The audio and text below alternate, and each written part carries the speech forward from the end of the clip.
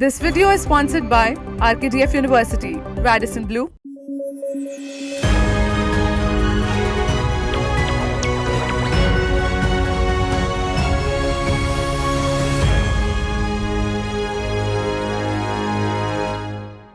Good morning, I'm Tusha Agarwal and you're watching News Flash. Today is the 31st of July and we have a lineup of crucial stories touching every corner of the globe, from the latest developments in politics to groundbreaking advancements in technology. Masoud Pezeshkian has taken the oath as president of Iran after defeating hardliner Saeed Jalili in the recent presidential election. Now, Pezeshkian, a reformist leader, was sworn in on Tuesday in the parliament at a ceremony attended by foreign dignitaries.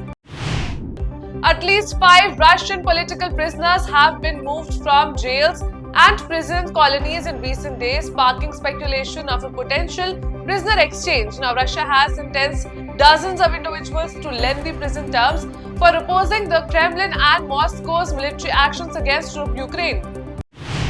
A third child has died following a mass starving in the Southport, Northern England. Now, the incident, which occurred on Monday, initially resulted in the deaths of 2 children and critically injured 5 others, according to police. Merseyside police confirmed that a 9-year-old girl succumbed to her injuries on Tuesday. An Al-Qaeda affiliate said it killed 50 Russian Wagner mercenaries and 10 Malian soldiers in an ambush in Mali's northern Kidal region near the border with Algeria on Saturday, according to the site intelligence group.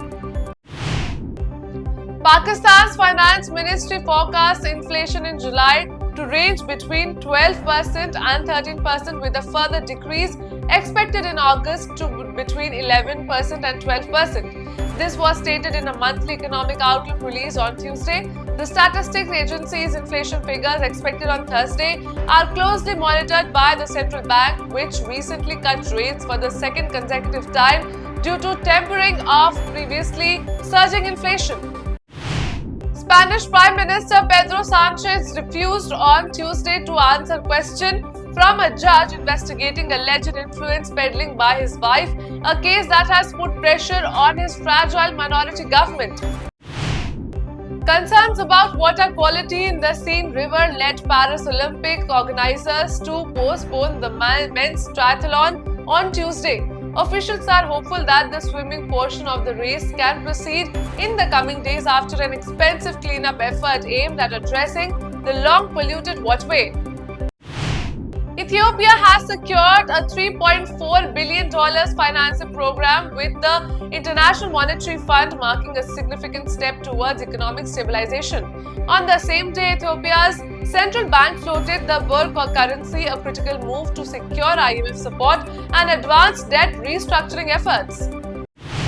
The Taliban announced on Tuesday that they will not honor passports, visas, and other documents issued by Afghan diplomats associated with the former Western-backed administration. This move is part of the Taliban's ongoing efforts to seize control of diplomatic missions since their return to power in 2021. Highlighting a transatlantic economic disparity, the United States exceeded expectations while Germany lagged as the weakest economy in the 27-member European Parliament. Now, Germany's gross domestic product, the GDP, grew by just 0.3% in the second quarter of 2024, with the production contracting by 0.1% according to Eurostat figures. It is time for a break now. We'll be back with more news. Stay tuned. इस तरह आरकेटीएफ विश्वविद्यालय राज्य और देश के आधुनिक और उच्च विश्वविद्यालयों में से एक है।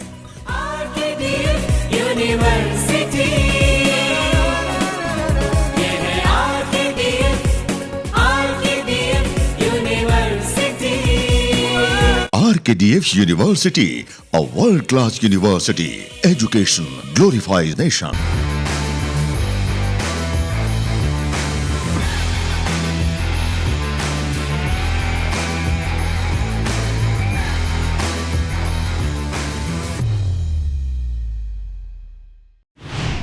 The United States will provide $500 million in military funding to the Philippines, U.S. Secretary of State Antony Blinken announced on Tuesday as part of efforts to strengthen ties with Manila amid China's growing assertiveness. Now, Blinken, accompanied by US Defense Secretary Lloyd Austin, is on an Asia-Pacific tour to bolster Washington's network of alliances aimed at countering Beijing.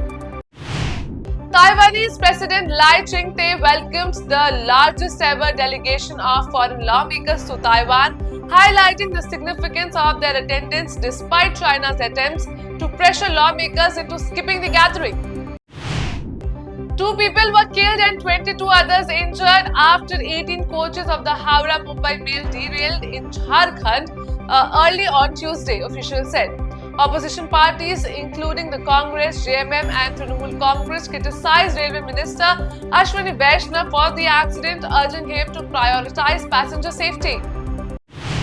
The Uttar Pradesh Assembly passed a bill on Tuesday to combat malpractices in public examinations, imposing penalties of up to life imprisonment and fines of rupees up to 1 crore for those involved in organized cheating rackets.